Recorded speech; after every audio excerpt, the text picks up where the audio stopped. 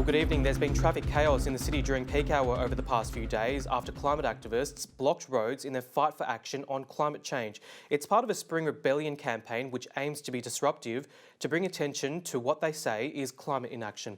And it's not over yet, with more protests planned for the rest of the week. Yes, Chester. Extinction Rebellion has planned multiple protests throughout the whole city for the rest of the week at peak hours.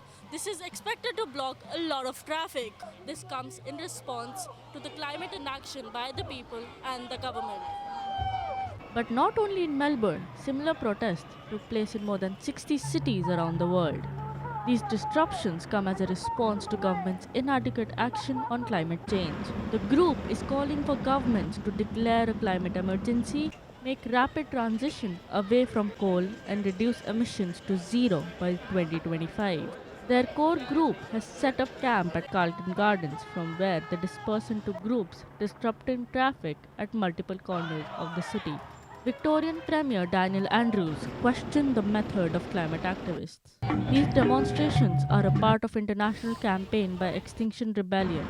This group rose to prominence in April when it disrupted traffic in central London for 11 days. Protester Andrew George apologized in advance for causing disruptions to the city. He said in a statement, "I'm really sorry that we have to inconvenience people, but unfortunately the government has left us no choice." All right, Sheetal, thank you for the update. And now here's Tavleen Singh with Look Back at the week's top stories.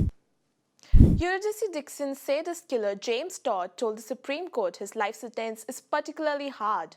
20-year-old Todd is taking the matter to the Court of Appeal, asking for a lesser sentence for brutally murdering the young comedian. He says he did not deserve life in jail because he had never committed a crime before he stalked, raped and murdered 22-year-old Eurydice Dixon. His lawyers argue Todd's otherwise good character, along with his youth, background, admissions to police, history with Asperger's syndrome, should have seen his punishment discounted. A tram came off the tracks on Sunday and smashed through a front fence after a dramatic crash with a car in queue.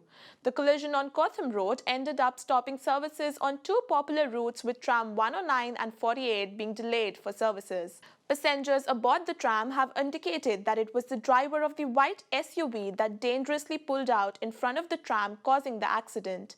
While it brought Melbourne East tram services to a near standstill, no serious injuries were reported. Australian drug smuggler Cassandra Sainsbury's upcoming bid for parole has been delayed by a series of scandals at the Colombian jail.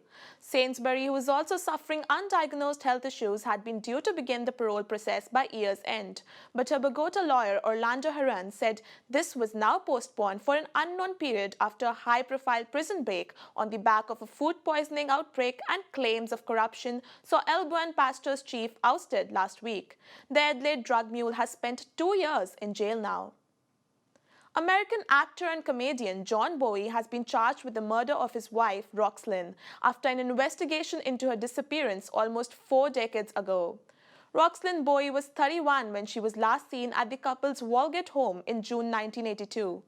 The 69-year-old denies killing Miss Bowie and was extradited to Sydney on Saturday morning. He faced the Parramatta local court on Sunday, where his appeal for bail was refused. A single dad from Italy, Luca Trapenzi, adopted baby Alba in 2017 when she was barely 2 weeks old. Alba was born with Down syndrome, but the 41-year-old didn't hesitate in adopting the baby and giving her a loving home. As a gay single man in Italy, it wasn't easy to adopt a baby, and for Alba, a chance at family came after she had been rejected by 20 families, including her own. The father-daughter's magical tale has been documented by the doting father on social media over the past 2 years. Dozens of people have rallied in Bourke Street Mall calling on the state government to ban the culling of non-productive farm animals. This comes after video surfaced of baby goats being shot in the head and tossed into a bin. And a warning, this package contains confronting footage. Pleading for the lives of baby farm animals. These protesters waving banners trying to get public's attention. If we have a look at the advertising campaigns that are currently being held by all the major supermarkets, what are the images that you see? You see happy cows wandering around in beautiful green pastures. This demonstration comes a few weeks after videos were released showing a baby male goat receiving blunt force trauma to the head and tossed into a bin. Farmers deem these male kids useless because they can't produce milk. Another video shows male chicks being killed simply because they can't lay eggs. To many of the public, this practice may seem barbaric and unfathomable. However, this is standard practice across the industry. This is about stopping the slaughter of innocent baby animals. But farm animals are exempt from laws preventing cruelty to animals. And Testing. the protesters want that changed. These protesters have launched a petition calling the state government to ban cullings of non-productive male animals. Andy Medic plans to take this petition to the MPs in the next sitting week of the Parliament. Well, the petition that I'll be bringing to Parliament, which I'm sponsoring, is entirely about the cruelty that exists in the dairy and chicken industries particularly, but across animal agriculture in general. Smokers are now forced to butt out of Bourke Street Mall if they want to light up, following a ban on cigarettes in the area. It's become the 11th smoke-free zone in the city, with a ban covering the section between Elizabeth Street and Russell Place. The smoking ban on Bourke Street came into effect last Friday in a move to prevent people from passive smoking. The ban extends to non-smoking in the pathways in Bourke Street and in between the intersection of Elizabeth Street and Russell Place. However, e-cigarettes have not been banned. The council has said that they have set $93,000 for the installation and maintenance of smoke-free signs and will also spend $50,000 on community engagement, communication and promotion for all smoke-free areas in the city. Here is what some people have to say about the ban. I think it's a fantastic idea.